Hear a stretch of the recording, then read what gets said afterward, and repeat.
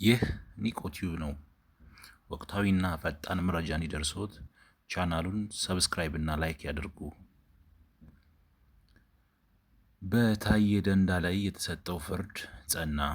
የኢትዮጵያ ፌዴራላዊ ጠቅላይ ፍርድ ቤት ሰበር ሰሚ ችሎት በቀድሞ የሰላም ሚኒስትር ዴኤታ አቶ ታዬ ደንዳ ላይ በስር ፍርድ ቤት የተሰጠውን የ4 ዓመት እስር ፍርድ አጸና። ትናንት ረቡዕ ነሐሴ 13 ቀን 2018 ዓ.ም አዲስ አበባ ውስጥ ያስቻለውን ፍርድ አቶ ታዬ ደንዳ ያቀረቡትን ይግባኝ ውድቅ በማድረግ ነው ውሳኔውን ያስተላለፈው። አቶ ታዬ ከዚህ በፊት በፌዴራል ከፍተኛ ፍርድ ቤት ልደታ ምድብ ችሎት በቀረበባቸው ሕጋዊ ባልሆነ መንገድ የጦር መሳሪያ ይዞ መገኘት በሚለው ክስ የ7 ዓመት እስር ከተወሰነባቸው በኋላ ለጠቅላይ ፍርድ ቤት አቤት ብለው ቅጣቱን ወደ 4 ዓመት እስር ተሻሽሎላቸው ነበረ።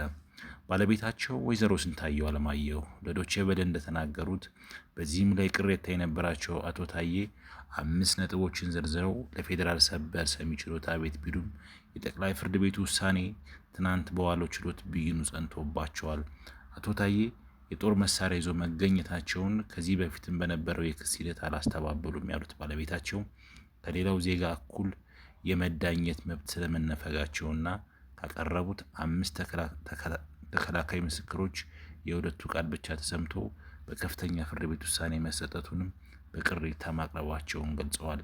አቶ ታዬ ትናንት ውሳኔው ከጸናባቸው የክስ ጭብጥ በተጨማሪ አቃቢ ሕግ ይግባኝ በጠየቀበት ሌላው ተጓዳኝ የክስ ጭብጥ ላይ በጥቅምት 17 2019 ዓ.ም ተቀጥረዋል። ይህ ኒቆ ቲዩብ ነው።